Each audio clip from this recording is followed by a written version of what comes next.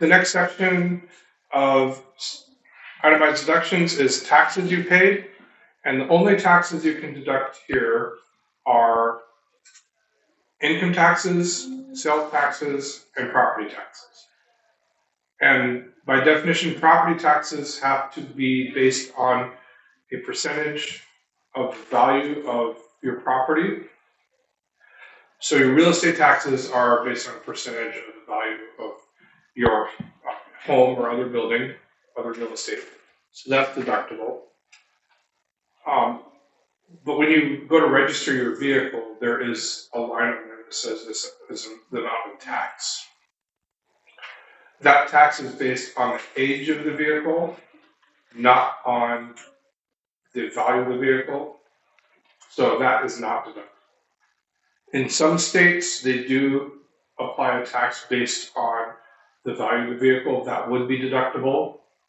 And some states base your tax on the weight of your vehicle, and that's not deductible.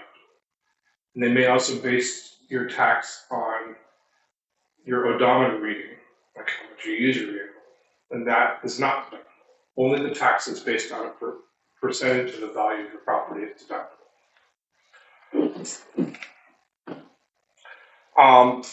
When we talk about income taxes and sales taxes, you can't deduct both. You have to pick one or the other. And you could, for purposes of sales tax, you could add up all of your receipts and add up the sales tax on every single thing you bought for the whole year. And we actually did have someone try that once.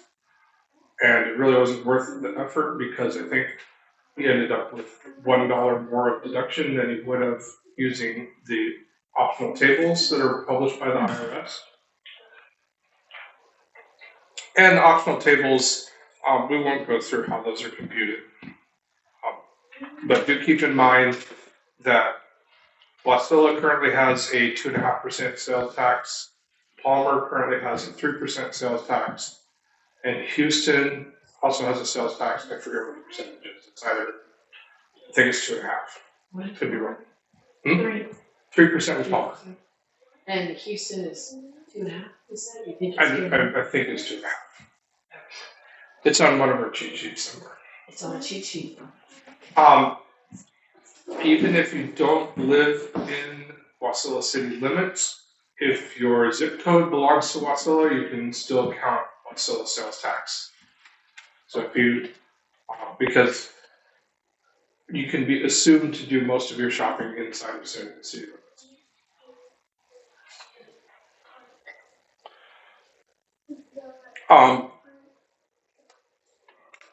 We don't have a state income tax. However, for tax purposes, and income tax is anything that's based on a percentage of your income. And so we do have the state unemployment tax. We're one of only 3 states that charge employees for unemployment tax. Mm-hmm. And that comes to, I believe it's still 0.5% of your wages up to a maximum amount. So it's going to be like, I think in 2023, it was like $253 was the maximum amount of unemployment tax you could pay. So we're generally going to find that people who live in a sales tax area in the state are going to be better off deducting their sales tax than people who live outside of a sales tax area in the state, such as Eagle River and Big Lake and Anchorage. We're going to be better off deducting their unemployment tax. So that's an either or. You can also deduct your real estate property taxes,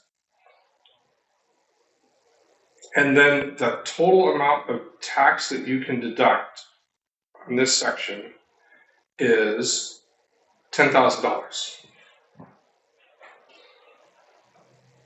Which isn't going to be an issue for most Alaskans.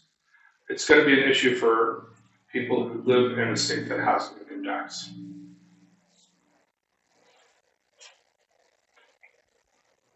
And this property tax deduction, you can deduct that on any real estate that you own.